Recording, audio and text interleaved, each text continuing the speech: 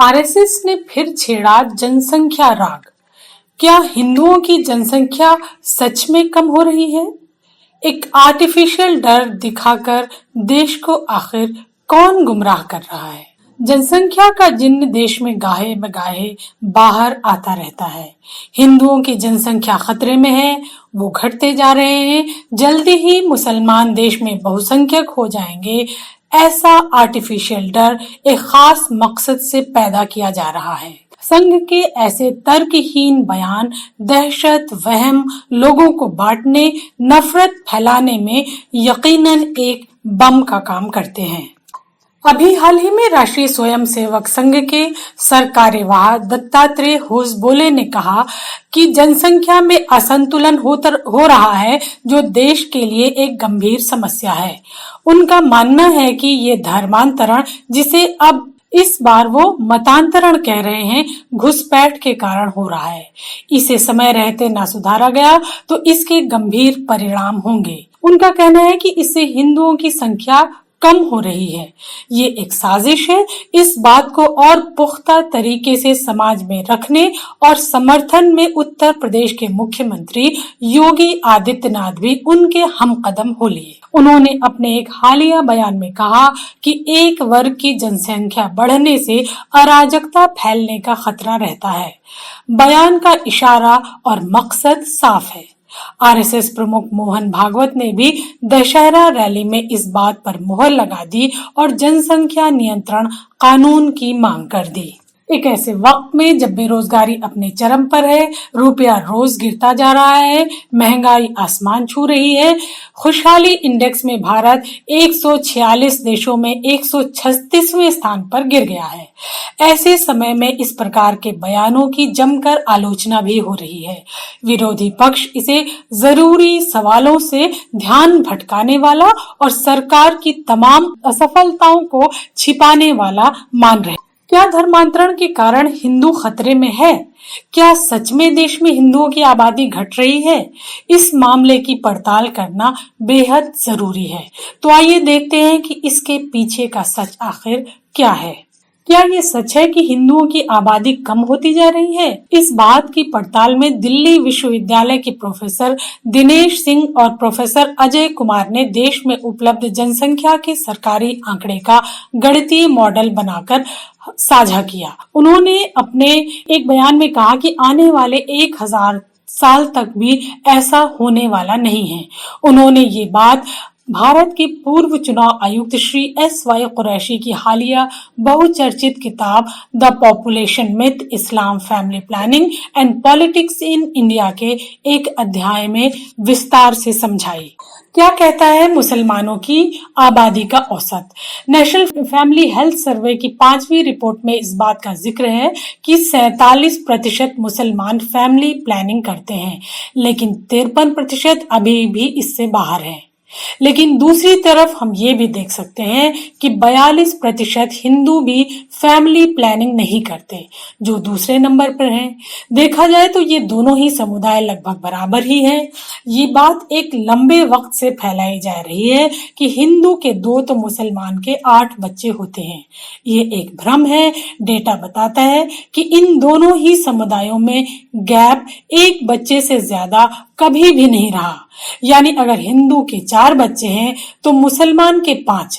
इस संबंध में श्री एस.वाई. कुरैशी कहते हैं कि आज मुसलमानों की अनमेट नीड, यानी वो फैमिली प्लानिंग करना तो चाहते हैं पर उन तक सुविधा नहीं पहुंच पा रही है, वो महज 12% है।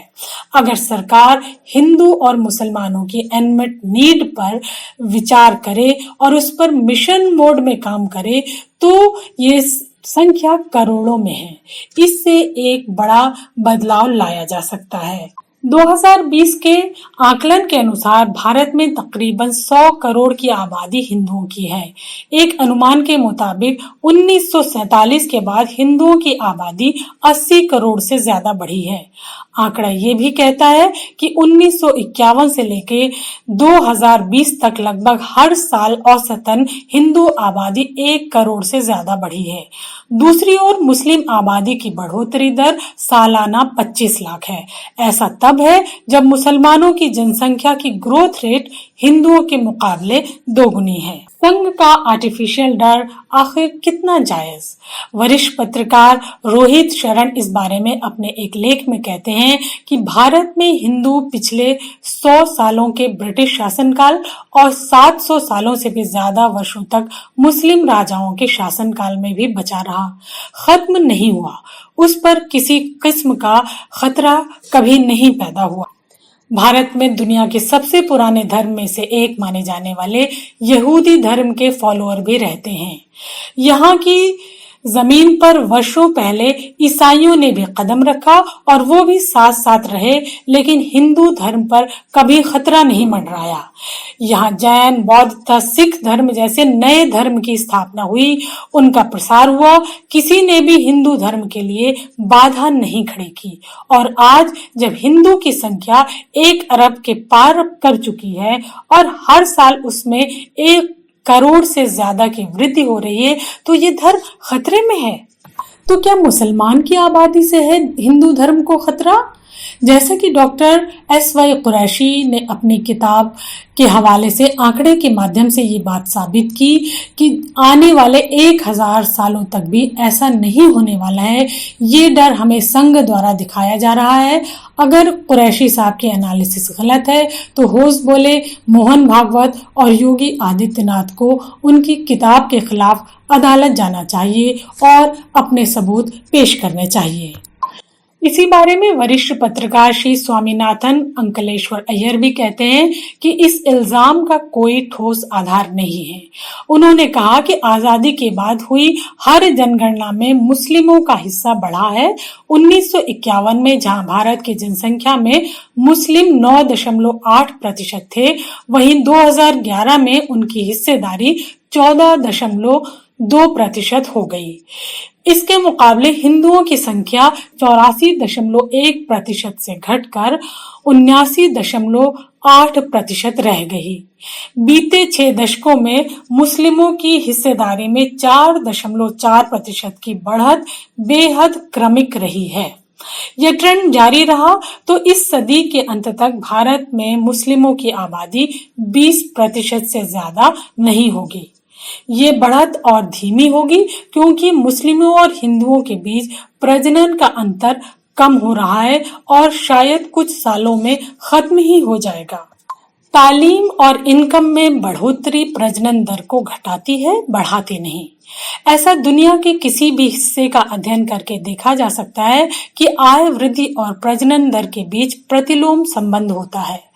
सच्चर कमेटी की रिपोर्ट बताती है कि भारत में मुसलमान पिछड़े हुए हैं। उन्हें प्रति महिला 2.1 बच्चों की दर तक पहुंचने में अभी थोड़ा वक्त और लगेगा।